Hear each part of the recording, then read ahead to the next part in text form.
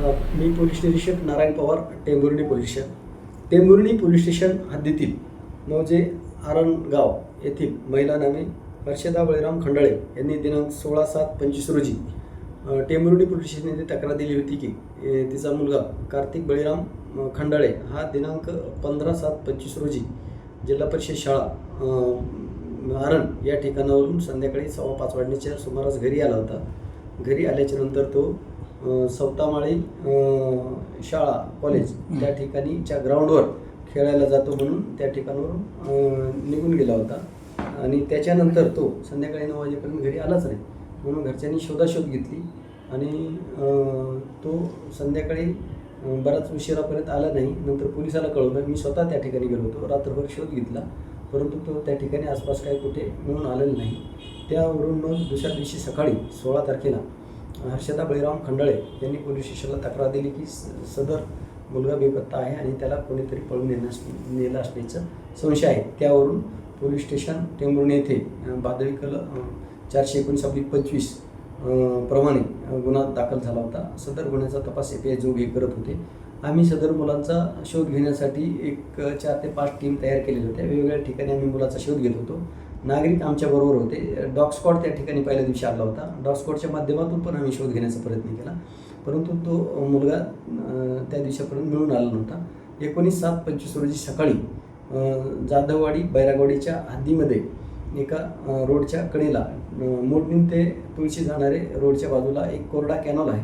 त्या कॅनॉलमध्ये एक पुरुष जातीचं एक बॉडी पडलेली असल्याबाबत एक नागरिकांनी कळवलं. पोलिसांना माहिती झाल्याच्या नंतर आम्ही पोलीस स्टेशन सर्व स्टाफ त्या ठिकाणी घटनास्थळी आम्ही गेलो, सर्व अधिकारी कर्मचारी.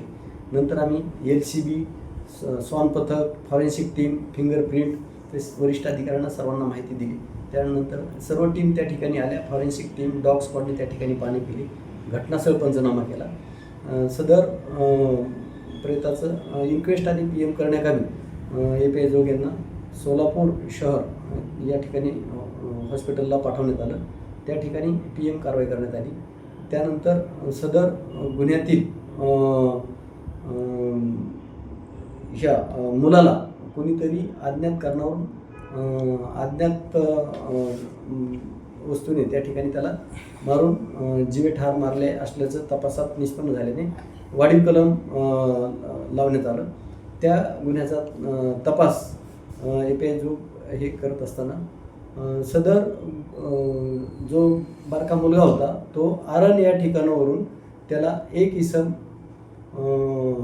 एका गाडीवर घेऊन जात असल्याचं आम्हाला फुटेजमध्ये निष्पन्न झालं. त्यावरून आम्ही तांत्रिक विश्लेषण पुढे केले. काही असेच फुटेज मोडणीमला पण आले आमच्याकडे. मग त्यावरून आम्ही तांत्रिक विश्लेषण केलं, तर त्याच्यातून सदर इसम जो घेऊन जाणार आहे तो कोण आहे याबाबत आम्ही माहिती काढली असता सदरचा इसम हा त्याचा चुलत भाऊ संदेश सहदेव खंडाळे हा असल्याचं आमच्या तपासात निष्पन्न झालं. त्याला मी ताब्यात घेतलं. ताब्यात घेतल्यानंतर CDR आणि लोकेशन त्याच्या त्या आलेले आमचे फुटेज याप्रमाणे जुळून आले. त्याप्रमाणे आम्ही तांत्रिक विश्लेषणावरून सदर आरोपी त्या ठिकाणी निष्पन्न झाला. आरोपीने सदर गुन्हा केल्याचं कबूल केलं. त्यानंतर त्याला आम्ही सदर गुन्ह्यात अटक केलेली आहे आणि अटक करून त्याच्याकडं अधिक तपास आम्ही करत आहोत. यामागं ते एकट्यानेच केलं की ह्याच्या मागं कोण मास्टर माइंड असेल? आता त्याची PCR घेतलेली आहे. PCR मध्ये अधिक तपास आम्ही करत आहोत. किती दिवसात सर मिळाली? 23 तारखेपर्यंत पोलीस कस्टडी मिळालेली आहे. 3 दिवस. हां, 3 दिवस. आरणगाव पण उलट सुलट चर्चेला उदाहरण आलं होतं. त्या अनुषंगाने काय आम्ही त्या सर्व बाजूने आम्ही तपास केलेला आहे आणि आमच्याकडं टेक्निकल क्लिअर कट पुरावे मिळालेले आहेत. त्याच्यामुळं